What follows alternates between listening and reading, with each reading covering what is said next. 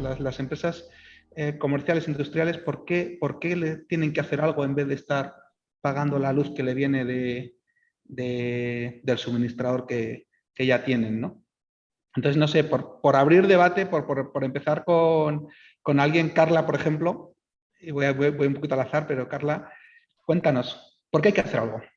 Claro, y muchas gracias por la invitación. La verdad es que es un gusto estar aquí con ustedes. Pues bueno, hemos vivido ya desde hace unos años un mundo diferente en México, porque es un mundo de opciones, ¿no? Antes no habían grandes opciones para, digamos, que los usuarios comerciales e industriales, y hoy vivimos un mundo de opciones. Entonces, ¿qué es lo que vemos? O sea, si vemos qué hacen los países a nivel macro y aterrizando un poquito a lo que qué pueden hacer las empresas a nivel micro, lo que hacen es buscar mixes energéticos. ¿Por qué? Porque estos mix energéticos es la forma más eficiente de poder llegar a costos de energía, a adquisición de renovables, entre muchos otros aspectos, ¿no? Entonces, lo primero es porque, bueno, es una tendencia macro que a lo micro se podría traducir y puede tener grandes beneficios, ¿no? Entre ellos, opciones mucho más eficientes, costo eficientes, opciones sin variabilidad de precios fijos a largo plazo, opciones mucho más, digamos que amigables con el ambiente y pues también es un poquito el paso, ya lo platicaríamos más adelante, a una revolución que estamos viendo a nivel mundial de microredes, de temas de digitalización, de temas de el aprovechamiento de todas las tecnologías que están avanzando a nivel mundial. Fenómeno, fenómeno. ¿Cómo lo ves, Santiago? Para ti, por qué hay que hacer algo? ¿Por qué a una empresa comercial o a una empresa industrial le interesa hablar contigo, por ejemplo?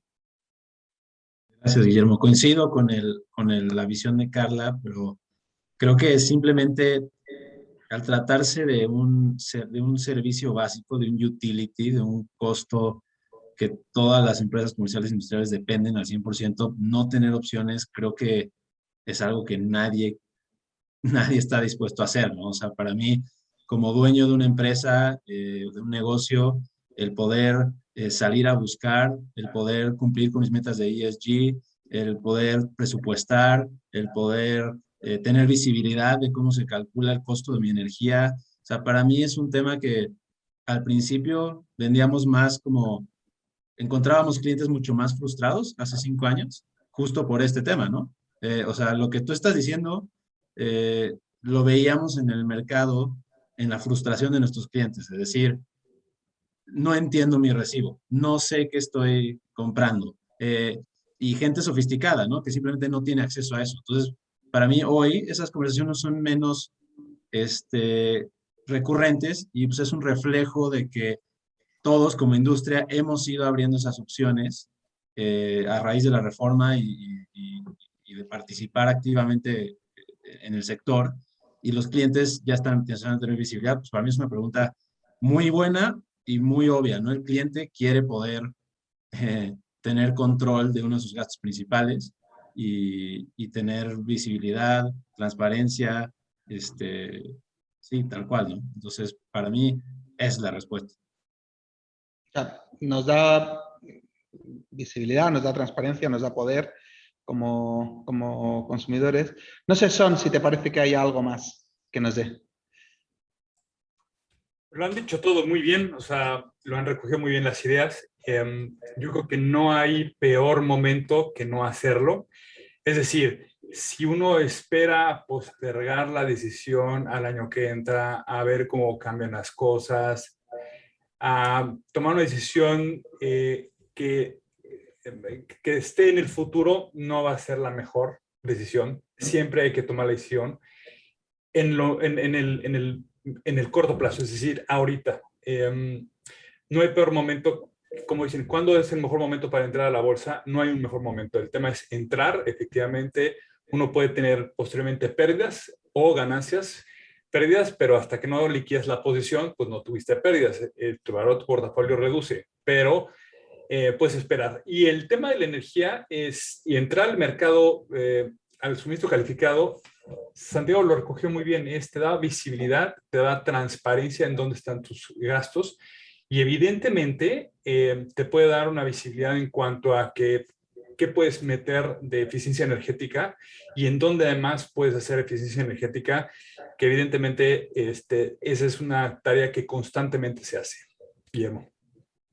Fantástico. De hecho, ya estábamos diciendo el hacer algo o no, ¿no? Y hacer algo en suministro de energía, pues puedes tener dos grandes alternativas y luego ya mezclas si quieres, ¿no? Suministro calificado, que como lo has dicho, ¿no? Ser usuario calificado o tener generación distribuida, ¿no? Y entonces voy a pasar ya a la segunda pregunta, Katia. Te voy a hacer la pregunta anterior, pero ya con un tinte especial para ti por tu trayectoria sobre suministro calificado, ¿eh? Y sobre PPAs. Cuéntanos por qué, sobre todo cuando estaba preparando esta charla, pensaba en ti que tú sabes las dos caras de la moneda en este caso. ¿Por qué un suministrador calificado quiere hacer un PPA y por qué un usuario calificado quiere hacer un PPA? Nadie mejor que tú.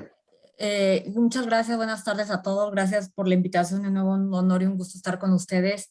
Pues creo que las razones fueron dichas con muchísima claridad en la ronda anterior. Yo rescataría que, en primer lugar, lo que Carla decía, porque se puede, porque antes no se podía, porque hoy es una opción, ¿no?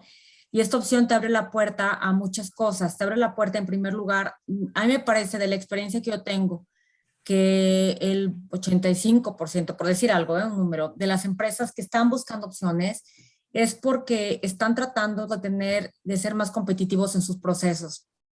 O sea, el primer tema es tratar o adelantarse a un ciclo de alza de tarifas reguladas en los que ellos están tratando de, digamos, de tomar el control de su propio presupuesto en materia de energía. Y esto se da por varias cosas, porque justamente este adelanto que se está dando en la tecnología, incluso la ruta hacia la descarbonización, que ese es otro tema, implica uso de energía mucho más intensivo. Y entonces la energía se vuelve un insumo que tiene mucho más valor y mucho más peso en el proceso final productivo.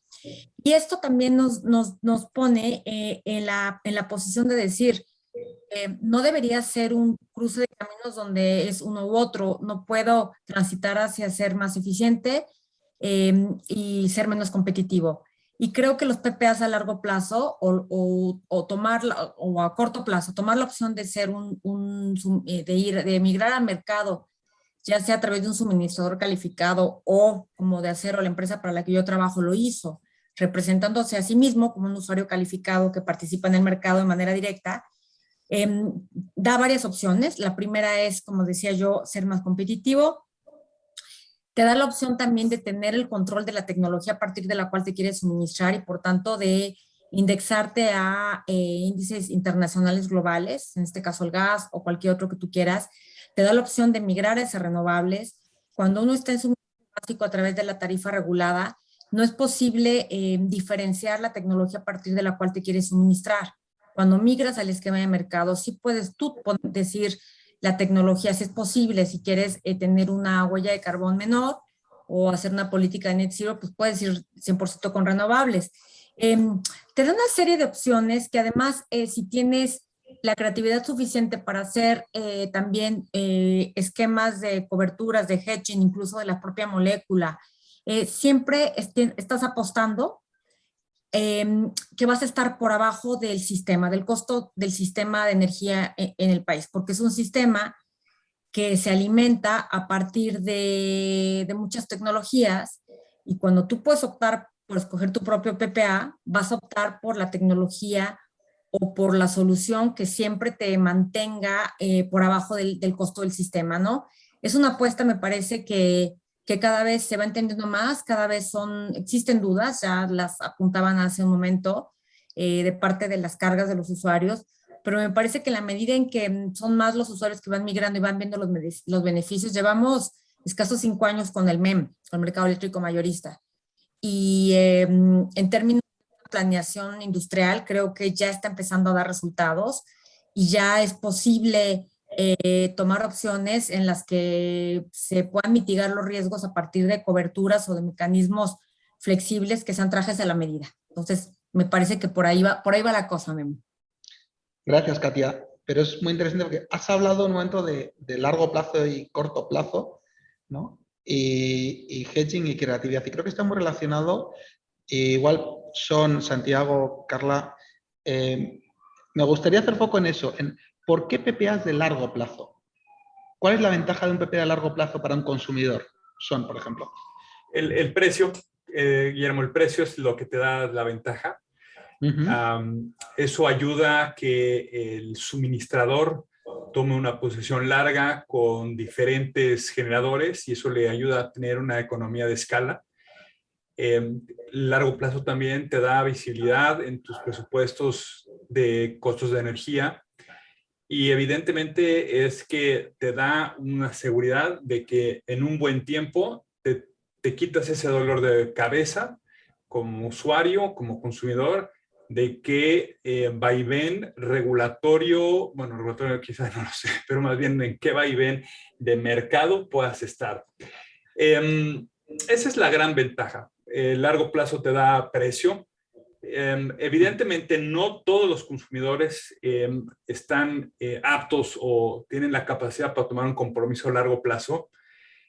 También hay una desventaja que es el costo de oportunidad, es decir, si tomaste un precio a largo plazo y resulta que el mercado, el precio de referencia ha bajado, difícil puedas tú acceder a ese precio, salvo que llegues a algún mecanismo de negociación caso a caso en el PPA, ¿no? Es decir, que puedas tener una posibilidad de hacer una revisión hacia el piso, hacia abajo. Evidentemente, el suministrador va a querer una revisión hacia arriba. Si lo da por un lado, lo tendría que dar por el otro.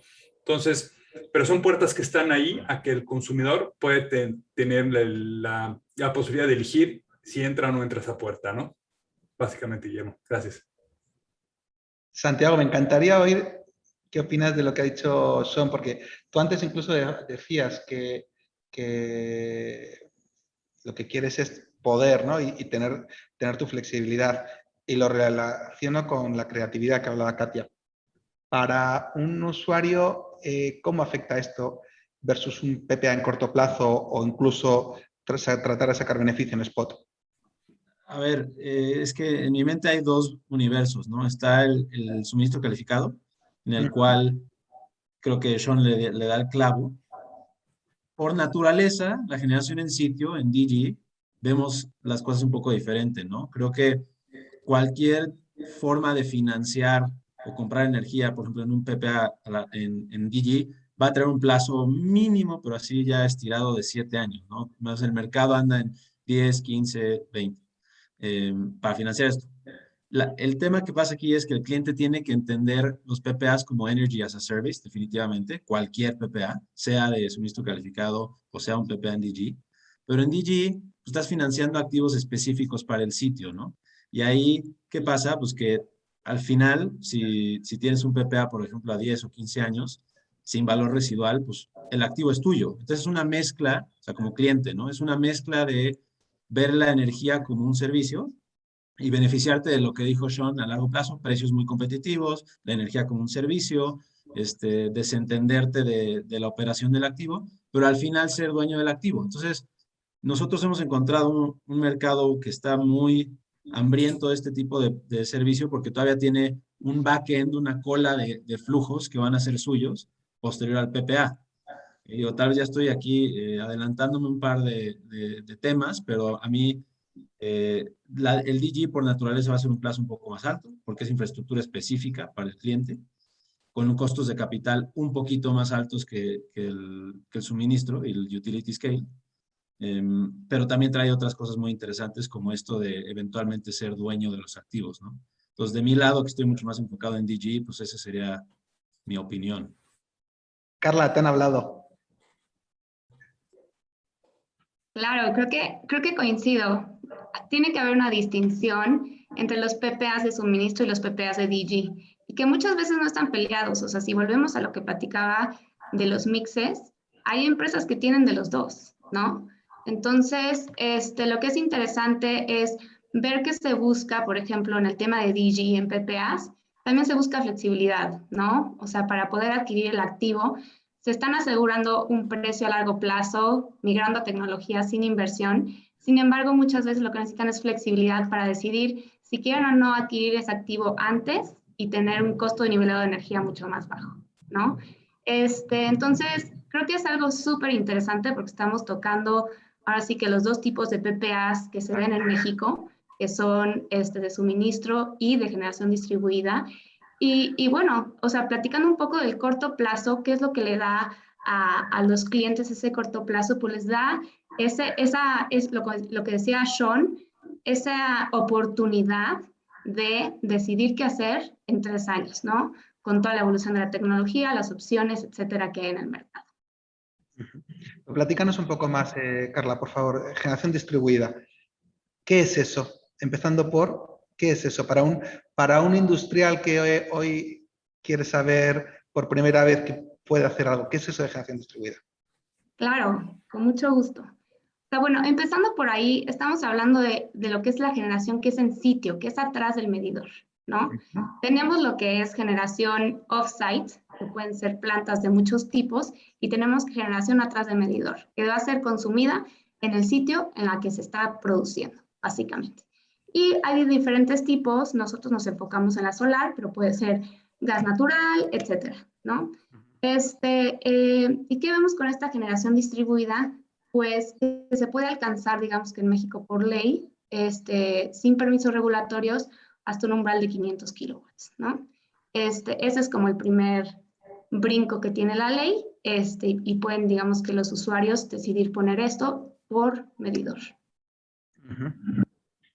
Y esos 500, pongamos uno que va hasta el máximo y que quiere una generación distribuida con una inversión. Santiago, antes ponías en la balanza, ¿no? El tema financiero como criterio de decisión para entrar entre generación distribuida, suministro calificado. Pero alguien que está decidido a hacer generación distribuida, ¿qué herramientas de financiación tiene? Ok, bueno, pues obviamente el mercado de generación distribuida en México, como más se ha entendido, es de contado, ¿no? Porque así es como más se ha vendido. Entonces, bueno, obviamente tu pregunta va del lado de financiamiento, pero el cliente empieza a entenderlo cuando ve sus retornos comprando de contado. Hoy hay una variedad de factores que afectan esos retornos. Yo creo que una vez que el cliente cruza la barrera mental de costo de oportunidad, de invertir en su negocio, que al final del día es comprar activos y comprar maquinaria que no necesariamente está atada a su core business y que ve la energía como un servicio, da el brinco, entiende que es rentable, entiende que es un negocio rentable, que le va a generar ahorros y demás. Y hoy yo lo veo de dos distintas formas. Está la banca comercial, que ha ido lentamente metiéndose al sector y que está ofreciendo créditos puros para comprar activos de generación distribuida. También muchos clientes grandes recurren a la banca comercial mediante otro tipo de créditos como son líneas revolventes, etcétera. Cuando tienen costos de deuda más bajos, lo usan para financiar el DG. Y luego está la parte que hemos desarrollado en el sector, empresas como la de Carla, como Energía Real, que es básicamente especialistas en energía, que tratamos de traer el costo de capital más barato a nuestras empresas para así ofrecer productos financieros, ¿no? Y creo que ahí es donde se está viendo que la banca está optando más por financiar con deuda a empresas especialistas como las nuestras, que ir directo tras el cliente, ¿no? Porque tienen a un sponsor de por medio que entiende, que opera y que mitiga muchos riesgos.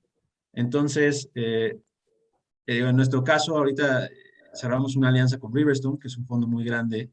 Entonces, la mezcla de capital barato, deuda barata, pues nos va a dejar ser mucho más competitivos para un cliente y además de ofrecer el servicio de la energía tal cual como un servicio, nos va a dejar ser mucho más clientes.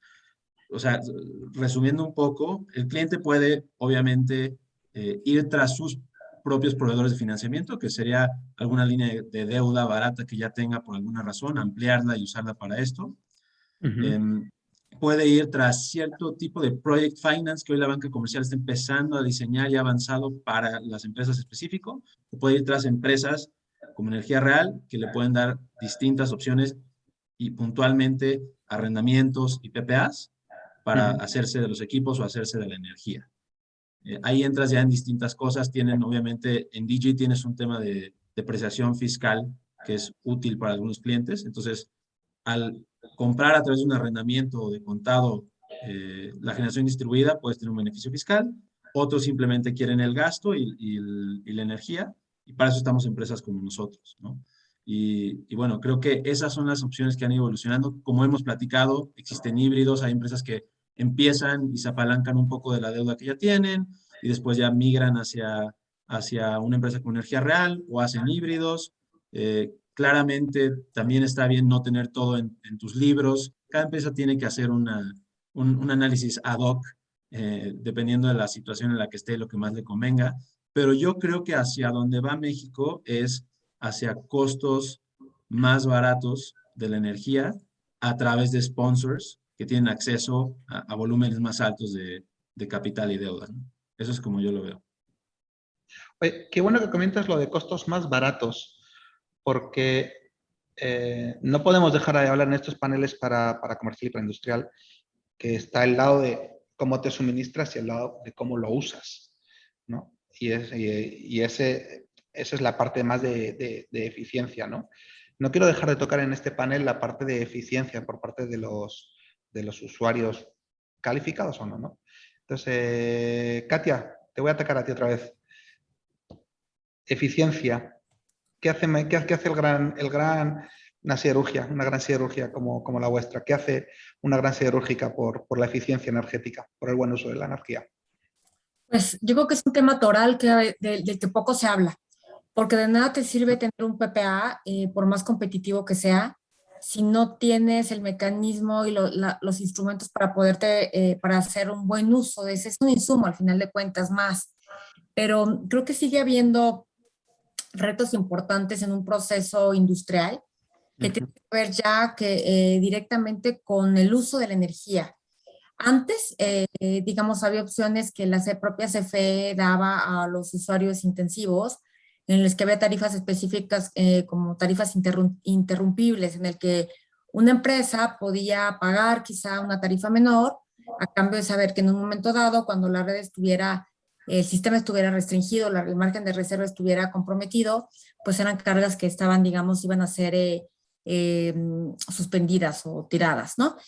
Este tipo de opciones dentro de las tarifas ya no existen. Entonces, hoy en día lo que le queda a los usuarios intensivos es tratar de tener energía que sea la más eficiente, y aquí creo que tiene dos acepciones el uso de la palabra eficiencia.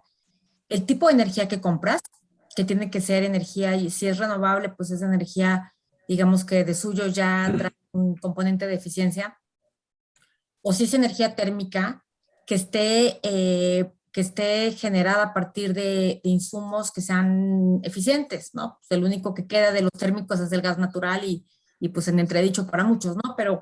Pero digamos, esa es, digamos, una primera parte de lo que es el uso o la energía, la eficiencia en el uso.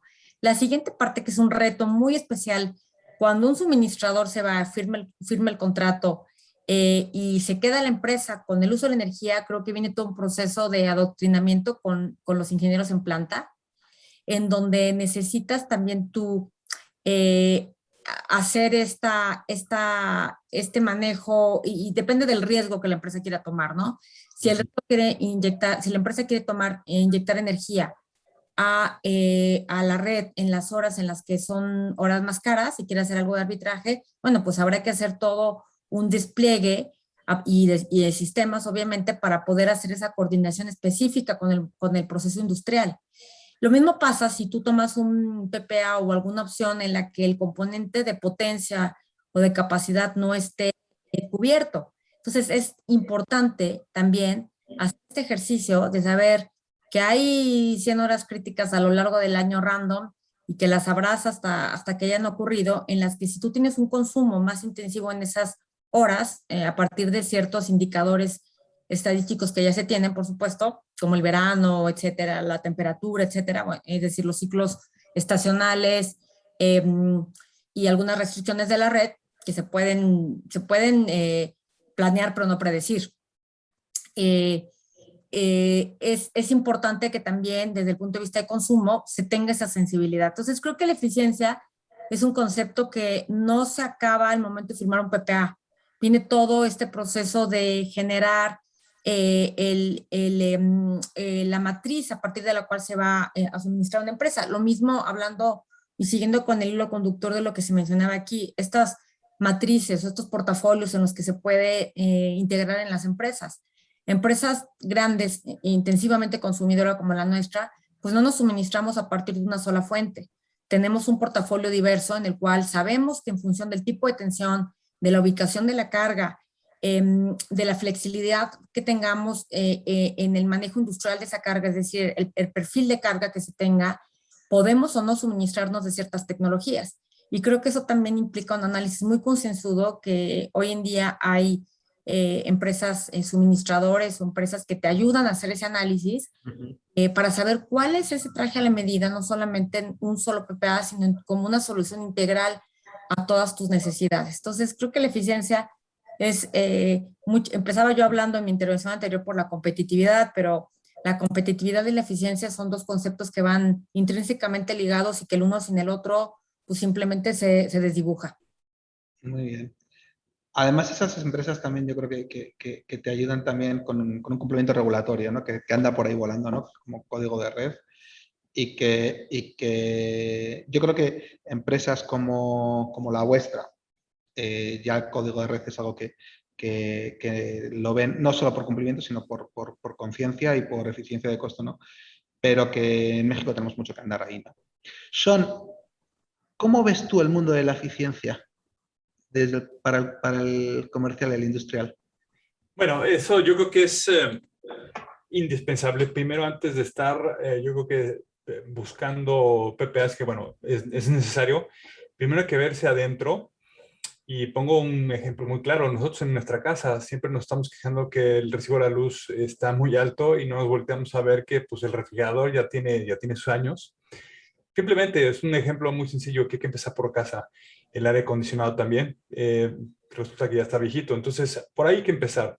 Hay programas, hubo programas de CFE en donde te cambiaban el viejo por el nuevo, en donde a través del recibo te financiaban la adquisición del refrigerador, te financiaban equipos de aire acondicionado. Entonces, ese es simplemente es el botón de muestra en donde los industriales y los consumidores tenemos que tienen que ver ver evidentemente dónde están los equipos, qué vida útil tienen.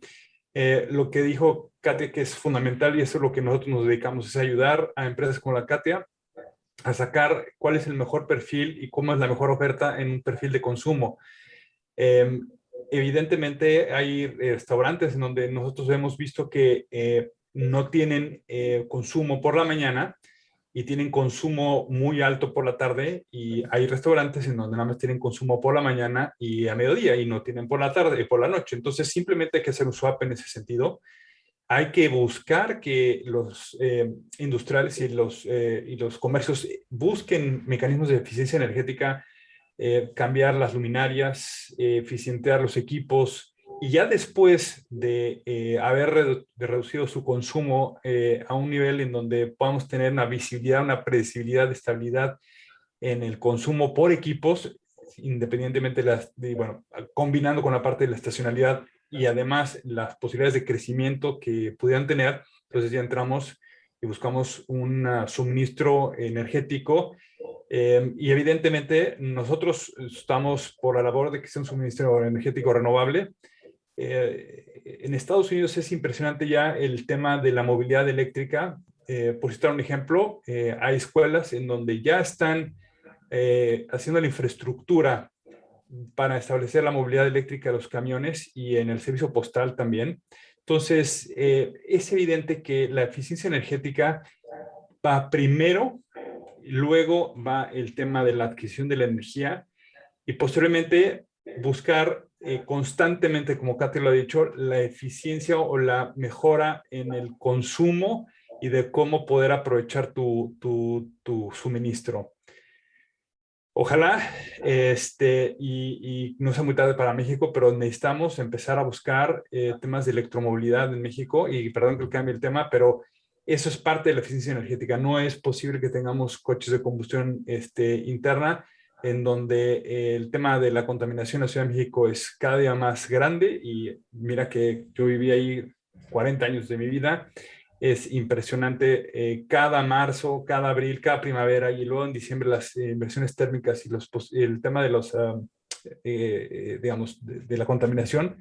No es posible que el gobierno no haya incentivado temas de eficiencia energética. Simplemente se puso un proyecto de automotores.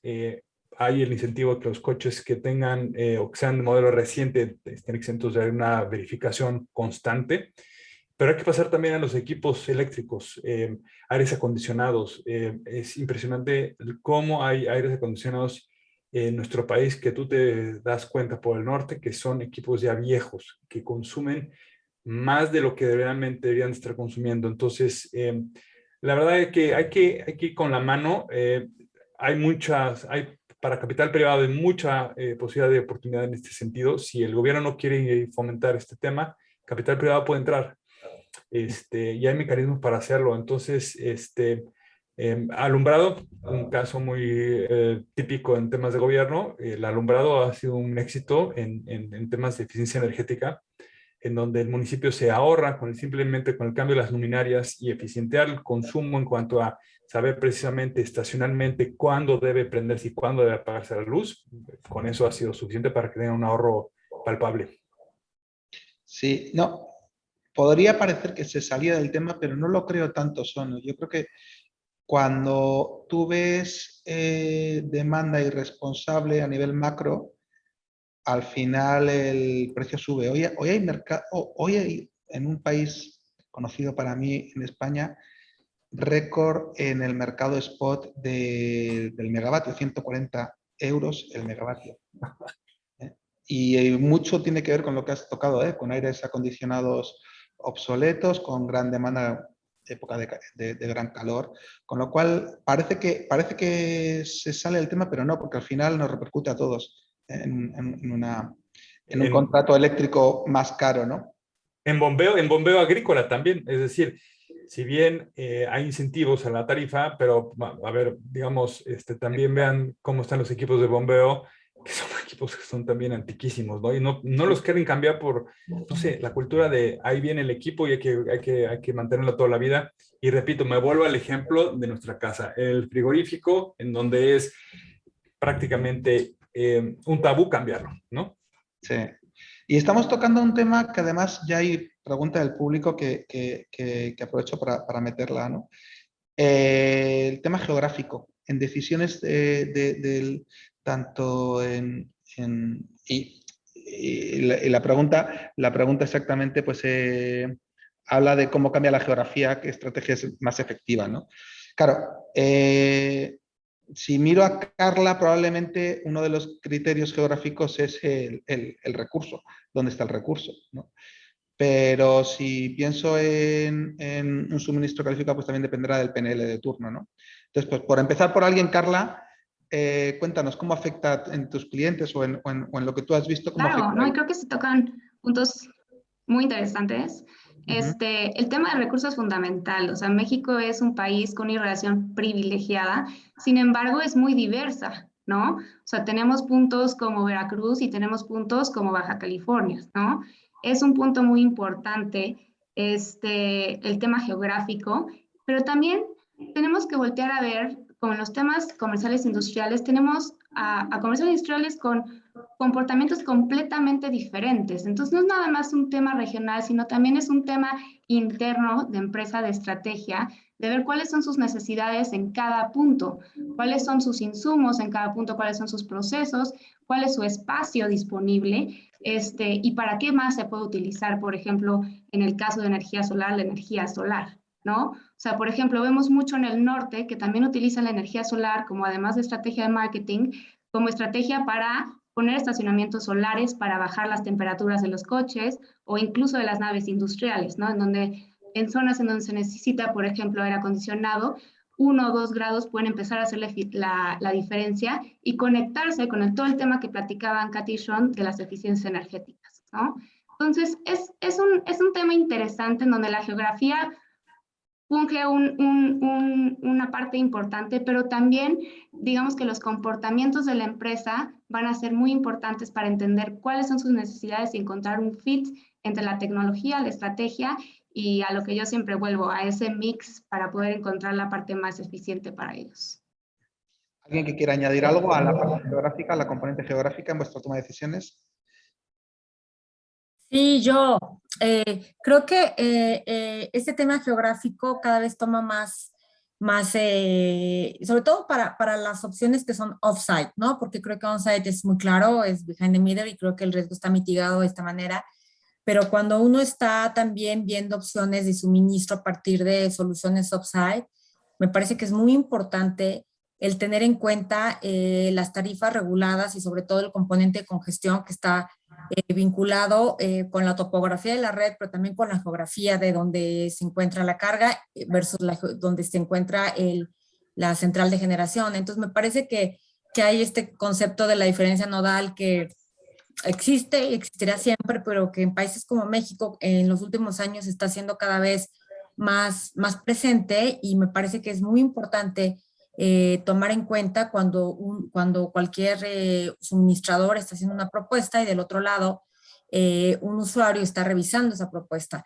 Normalmente estos son conceptos que son pass-through, son transparentes, entonces forman parte, digamos, de lo que el usuario final paga y son conceptos que pueden hacer la diferencia entre realmente haber tomado una buena o mala decisión en términos de suministro. Las restricciones de la red y sobre todo si no hemos visto en los últimos años ni una expansión ni una modernización de la red, pues cada vez, digo, no estoy diciendo nada nuevo, todos los que estamos aquí, seguramente los que nos están escuchando lo saben, que cada vez nuestra red está soportando o está más congestionada. Y este concepto tiene un valor económico que alguien tiene que pagar. Y cuando uno está en el mercado, se paga a través del mercado, a través de la tarifa regulada, y cuando uno está también en el suministro básico, bueno, pues está este componente también que se absorbe de alguna u otra manera en la tarifa final. Entonces sí me parece que además del tema de factor de radiación, de dónde está el recurso natural, donde pueda tenerse acceso, eso que sin duda es prioritario cuando uno está analizando una opción tecnológica para el suministro, aún en el caso de que se decida migrar al mercado a través de un suministrador calificado en una solución off-site, de una tecnología eficiente, es importantísimo tomar en cuenta este tema de siempre preguntar dónde está la central a partir de la cual me suministro, dónde está la carga y cuál es la congestión que voy a tener que cubrir al final del día. Claro, claro, totalmente de acuerdo. Oye, hay otra pregunta que parafraseándola, me gustaría que cualquiera entre Santiago, Katia, Son, me dijerais, ¿no? Al final, a la hora de elegir un suministrador calificado específico, ¿qué 2-3 criterios tomáis a la hora de seleccionar un suministrador calificado? Santiago, por ejemplo. No, yo no te voy a poder contestar porque Energía Real hace pura generación distribuida. Me encantaría saber lo que saben Katia y Sean, pero ahí fallo. A ver, adelante, si quieres, entro aquí rápidamente lo que nosotros vemos y que buscamos para nuestros clientes es que el suministrador sea un suministrador sólido, es decir, que tenga la capacidad financiera para poder solventar las obligaciones que de repente puede haber en el MEM, como ya pasó en febrero. Eso es número 1. 2, que no queremos, luego pasa que los suministradores ponen los caballos delante o detrás del coche, en sentido de que primero cierran un contrato de suministro con un cliente y luego se voltean con los generadores y a ver, o con algún comercializador y a ver si pueden conseguir la energía. Luego resulta que, pues, ups, ya no hay. Parte del diseño regulatorio que tenemos que meternos a un tema de que haya un poco más de supervisión en los suministradores y en sus capacidades financieras. Eso sería ideal. ¿Por qué? Porque si tú entras en un contrato PP a largo plazo, tu cliente está feliz y al año y medio su suministrador resulta que, ups, quebró, ¿con qué le va a responder? Evidentemente garantías, sí, pero eso es la parte que tenemos que, digamos, ver de qué manera podríamos mejorar la regulación Yo soy de los de que entre menos estado mejor, pero tenemos que tener un ojo supervisor en ese sentido. Entonces, solidez financiera y la capacidad de gestión que tenga en cuanto a que puedas tener mucha interactuación con tu suministrador y que te pueda ayudar a solventar los problemas que te puedas tener con el distribuidor y con el transportista, básicamente, ¿no? Katia. Pues hay un tema que es fundamental, creo que Sean lo mencionó, pero me gustaría solamente enfatizar tantito, que es que tenga coberturas. Además de que la regulación lo pide, o sea, el 60% de la planeación que un suministrador tenga debe de estar respaldada en coberturas ya dentro de su portafolio. Lamentablemente esto es algo que la CRE no ha observado con el rigor que se requiere, y eso es lo que le garantiza al sistema la estabilidad y justamente evitar la volatilidad y eventualmente caer en situaciones de default. Entonces creo que va de la mano con la solidez de un suministrador. Evidentemente se necesita un suministrador que tenga la pericia para operar, y hoy en día la principal quizá reto para los suministradores, para las cargas en general, es la migración al MEM. Implica una serie de hitos regulatorios y también de pruebas, digamos, en términos de contar con todos los equipos y con toda la tecnología que se requiere, que el SENACE está requiriendo mucho. Algo de ello tiene que ver con código R, aunque no necesariamente. Hay todo el tema de medición y telecomunicación, y eso es responsabilidad de un suministrador que no tenga esta experiencia o esta pericia para dejar a una carga, la puede dejar a la mitad, ¿no? Y lamentablemente, pues lo que pasa cuando un suministrador cae en un estado de default es que la carga se va a lo que se denomina último recurso, el suministrador de último recurso, en donde existen tarifas máximas y una carga pues paga, digamos, esta novatada de parte del suministrador. Entonces coincido en que el tema de las garantías son fundamentales cuando hablamos de todas las transacciones en materia de energía, la solvencia tanto técnica como regulatoria, y la experiencia y la pericia para poder hacer frente a situaciones ante el transportista distribuidor, como decía Sean, o el propio regulador incluso. Sí, sí, estoy de acuerdo, que no solo es un tema de garantías y de que sepa, ¿no? Sí, de que cumpla una regulación, ¿no? Al final es un contrato, precisamente por lo que estamos diciendo, ¿no? Porque suele haber tendencia de hacer contratos de largo plazo o conveniencia de hacer de largo plazo, pues tiene que ser alguien sólido, ¿no? Vamos a ir cerrando el panel. No hemos hablado del mercado spot, que es creo que amerita otro panel entero, pero os voy a pedir algunas conclusiones. Ha habido frases que me han encantado, ¿no? Por ejemplo, eso de que primero hay que ser eficiente y luego hay que preocuparse por adquirir, ¿no? Que es una frase que son espectacular.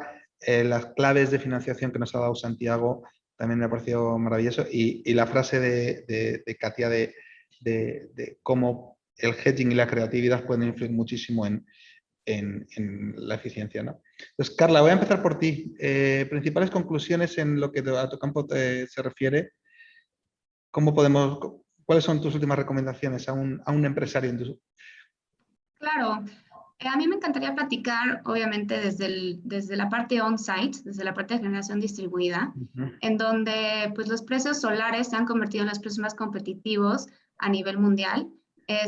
Y es un beneficio que pueden tener los comerciales industriales en un corto plazo, ¿no? Realmente no requieres permisos, entonces es lo que ahorita llaman el low hanging fruit.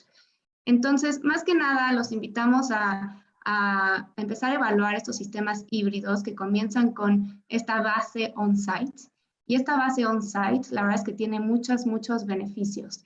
Y dentro de estos beneficios vemos la digitalización de las redes y al que los mismos clientes se vuelven mucho más sofisticados con, pues ya, ahora sí que un equipo de energía que está, digamos que monitoreando sus servicios, en donde empiezas a ver que se empiezan a agregar medidores adicionales, en donde muchas veces la energía solar es el primer paso para la eficiencia, ¿no?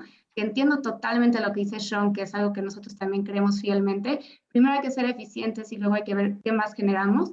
Pero lo que estamos viendo muchas veces en el mercado es un poquito al revés, en donde pues entra solar, tienes ya tu sistema digital, empiezas a medir tu energía interna, se empiezan a involucrar más por medir qué más podemos meter, ver temas de cómo se conecta esto con almacenamiento, con temas de vehículos eléctricos. Entonces, empiezas a generar microredes inteligentes con base en algo que es, digamos, que costo eficiente y ahora sí que un no-brainer, que es la energía solar en sitio. Entonces, ahora sí que estamos viviendo una revolución digital, una revolución tecnológica, que pues muchas veces va de la mano con decisiones financieras que muchas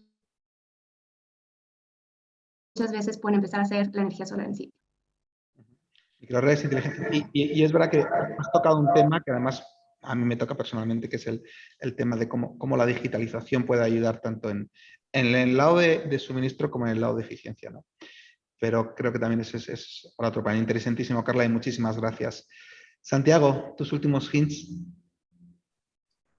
Claro, igual creo que estamos en un momento muy bueno en el mercado como usuario. El mercado ya evolucionó, ya hay muchas más empresas, más proveedores, más competencia. Eso siempre te va a beneficiar como usuario. Eh, de nuevo, el financiamiento está más abundante.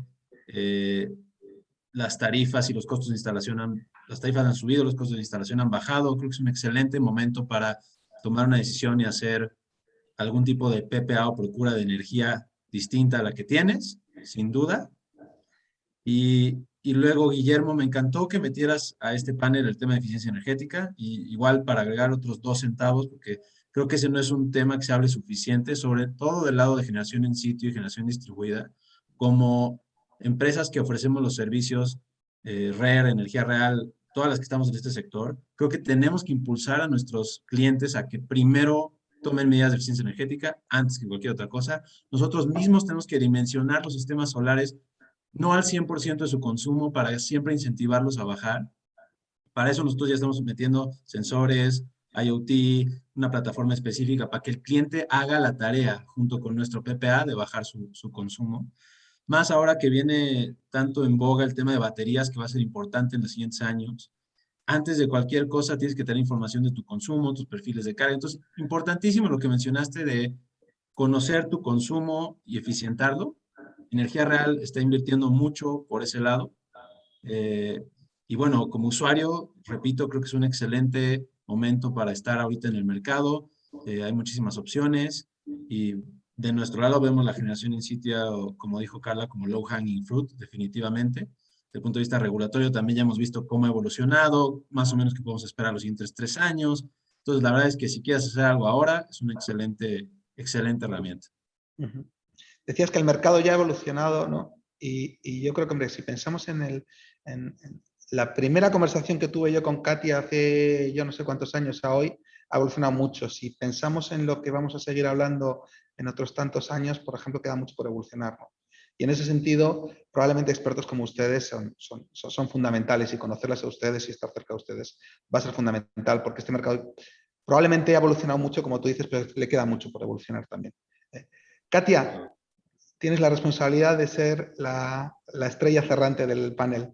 Cuéntanos. Y es que tantas cosas inteligentes se han dicho aquí que es una gran responsabilidad, pero yo creo que la audiencia seguramente ya tiene sus propias conclusiones, existen, y creo que fue un acierto haber integrado este panel con diferentes puntos de vista, porque creo que reflejan las opciones que hay en el mercado hoy en día. Sin duda, las opciones on-site son una opción que está ahí, que es natural y que probablemente sería la primera opción en explorar por parte de ciertas cargas con cierto perfil comercial o incluso industrial, ¿no? Que digamos que se ajuste a su perfil de consumo, pero yo soy una fiel creyente en el mercado. Creo que es un no-brainer porque hacia allá vamos. Somos un país que seguimos creciendo pues todavía hasta al 4% como la demanda, y creo que esto implica todavía oportunidades de inversión importantísimas, y estas oportunidades de inversión abrirán más opciones para las cargas, para poder escoger cada vez con mayor detalle, mayor sofisticación, el tipo de solución que se ajusta a su sistema. Ahora yo estoy escuchando y leyendo de la nueva tecnología del almacenamiento, que ya está migrando del litio al manganeso, y que tiene muchas virtudes en términos hasta de seguridad industrial. Y son tecnologías que además ya están al alcance digamos, de soluciones comerciales, ya no son solamente utility scale. Entonces, a mí me da mucha emoción ver cómo cada vez podemos integrar portafolios pues más sofisticados, pero a la vez más eficientes. En De Acero, además, nosotros estamos comprometidos con avanzar como siderúrgica, a pesar de que somos bastante verde dentro del sector siderúrgico, digamos, por el tipo de proceso que usamos, que es arco eléctrico y en la industria del reciclaje, pero aún así estamos viendo cómo integramos soluciones de este tipo para poder ser eficientes en el proceso, para poder ser eficientes con nuestros clientes, para poder generar eventualmente algo que se habla, que no es materia del panel, pero incluso acero verde. Es decir, hay muchas fuerzas globales y tendencias internacionales que están detrás de esto, y yo lo que quiero decir es que hay mucho por hacer, pero qué bueno que haya mucho por hacer, porque creo que eso nos da el motor a todos para seguir impulsando pues este gran cambio.